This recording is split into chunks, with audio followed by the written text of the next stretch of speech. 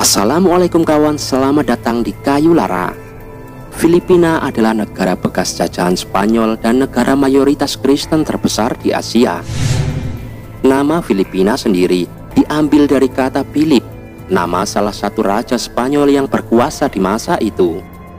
Jauh sebelum negara ini menjadi negara mayoritas Kristen terbesar di Asia, negara ini dulunya adalah negara mayoritas Muslim.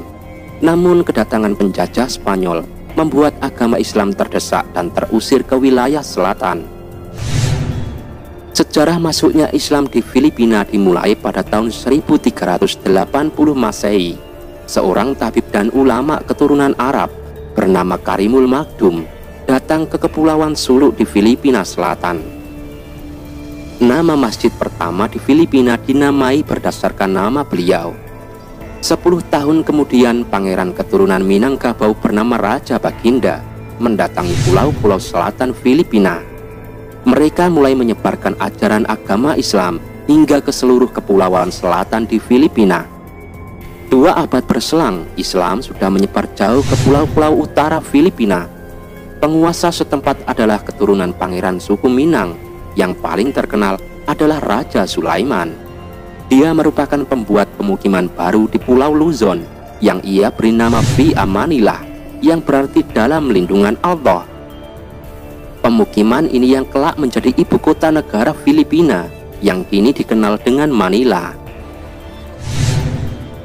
Pada tahun 1521 Masehi, penjelajah Spanyol kelahiran Portugis bernama Ferdinand Magellan mendarat di Pulau Samar dan Pulau Leyte dan mengklaim kedua pulau itu milik Spanyol. Akan tetapi kaum pribumi melakukan perlawanan.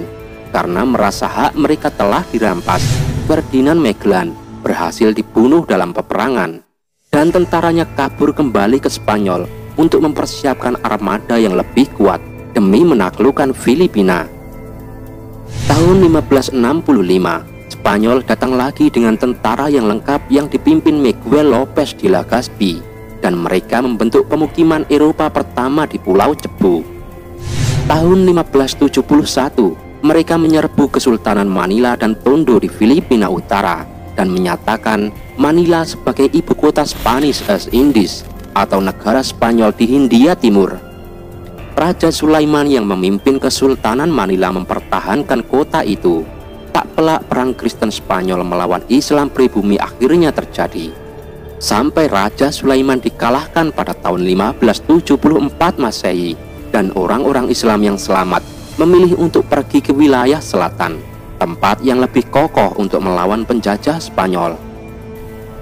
Setelah berhasil menguasai bagian utara, Spanyol mulai gencar melakukan kristenisasi. Mereka mulai memasukkan unsur-unsur barat seperti hukum barat, aksara Latin, kalender Gregorian, dan agama Katolik. Selanjutnya dengan trik kekerasan, terkadang juga persuasif, orang-orang Spanyol dapat dengan mudah memperluas kedaulatannya ke hampir seluruh kepulauan Filipina. Hanya saja mereka cukup kesulitan untuk menundukkan Filipina Selatan yang masih dipimpin sultan-sultan Muslim. Mereka kemudian memiliki trik yang licik dengan mendengungkan perang Moro, atau tepatnya perang Kristen melawan orang-orang Moro, sebutan untuk pribumi yang beragama Islam, karena mereka mempunyai kepercayaan yang sama dengan orang-orang Moor Spanyol. Politik perang sebangsa pun digulirkan. Para penjajah Spanyol membuat peta pertempuran antara pribumi Kristen Filipina dengan orang-orang Moro yang beragama Muslim. Kemudian konflik ini berlanjut bahkan sampai saat Filipina merdeka. Akhirnya perang kedua kelompok yang masih sedarah itu menimbulkan pengaruh luar biasa di kemudian hari.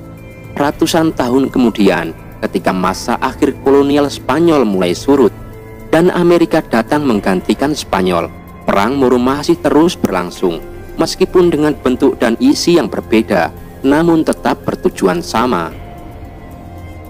Pada tahun 1598 Masehi, Spanyol takluk kepada Amerika dan menjual Filipina ke negeri Paman Sam.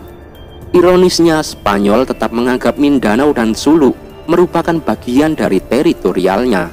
Sekalipun pada kenyataannya Spanyol gagal menundukkan kedua wilayah itu.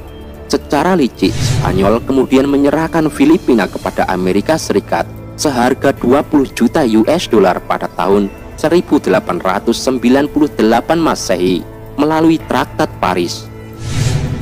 Setelah berpindah tangan, mula-mula Amerika datang ke Mindanao dengan menampilkan diri sebagai seorang sahabat yang baik dan dapat dipercaya.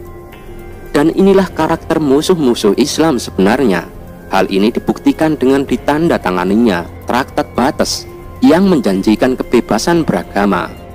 Namun ini hanya taktik mengambil hati orang-orang Islam agar tidak memberontak, karena pada saat yang sama Amerika tengah disibukkan dengan pemberontakan kaum revolusioner Filipina Utara pimpinan Emilio Aguinaldo.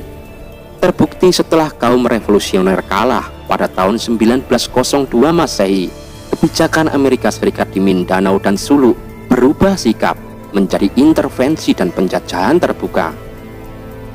Periode berikutnya tercatat pertempuran antara kedua belah pihak dalam kurun waktu 6 tahun antara tahun 1914 hingga 1920 terjadi 19 kali pertempuran. Bahkan di tahun 1921 hingga 1923 terjadi 21 kali pertempuran. Setelah dirasa peperangan tak cukup efektif meredam perlawanan bangsa Moro, Amerika akhirnya menerapkan strategi penjajahan melalui pendidikan dan bujukan, dan ini terbukti sangat efektif dalam meredam perlawanan bangsa Moro. Sebagai hasilnya, persatuan antara masyarakat Muslim Moro mulai berantakan dan budaya asli mereka mulai terkontaminasi oleh norma-norma Barat. Allahu a'lam bishawab.